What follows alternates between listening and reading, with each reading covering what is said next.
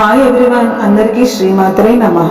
అందరికీ అమ్మవారి ఆశీస్సులు కలగాలని మనసారా కోరుకుంటున్నాను. ఈరోజు మన ఇంటి గుమ్మం దగ్గర ఏ వస్తువులు ఉంచితే దరిద్రం పరారవుతుందని, మనం గుమ్మం దగ్గర ఏమి పెట్టగలిగితే మన దరిద్రం అనేది పరారవుతుందో, ఏమి చేయాలో అవేంటో తెలుసుకునే ముందు ఈ వీడియోని పూర్తిగా చూడండి. సబ్స్క్రైబ్ చేసి లైక్ చేసి మీ ఫ్రెండ్స్కి షేర్ చేయండి. మన ఇంట్లో ఉన్న గుమ్మం దగ్గర పెట్టవలసిన వస్తువులు ఏంటో ఇప్పుడు చూద్దాం. ఫ్రెండ్స్, గుమ్మానికి పక్కనే అంటే మన గుమ్మం లోపలి వైపు, మన ఇంటి వైపుగా ఒక రాగి చెంబులో నీళ్లు పోసి కాస్త పచ్చకర్పూరం, 5 రూపాయి బిళ్ళలు అందులో వేయండి.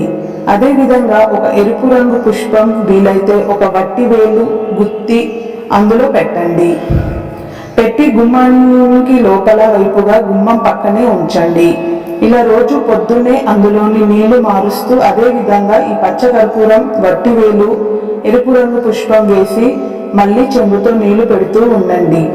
ఇలా పెట్టడం వల్ల ఆ ఇంట్లోకి లక్ష్మీదేవి అడుగు పెడుతుంది అని పెద్దలు చెబుతూ ఉంటారు. దరిద్ర దేవత ఇంట్లో నుంచి వెళ్ళిపోతుంది అని కూడా పెద్దలు చెబుతూ ఉంటారు. కాబట్టి గుమ్మానికి పక్కనే వట్టివేల, పచ్చకర్పూరం, సుగంధ ద్రవ్యాలు పెట్టుకోండి. అదే విధంగా గుమ్మానికి బయట వైపు పక్కనే దీపాలు పెట్టండి. ప్రతిరోజు కూడా సూర్యాస్తమయ సమయంలో గుమ్మానికి పక్కగా ఎవరైతే దీపారాధన చేస్తారో ఆ ఇంట్లో దరిద్ర దేవత నిలబడదు అని ఖచ్చితంగా పెద్దలు చెబుతూ ఉంటారు.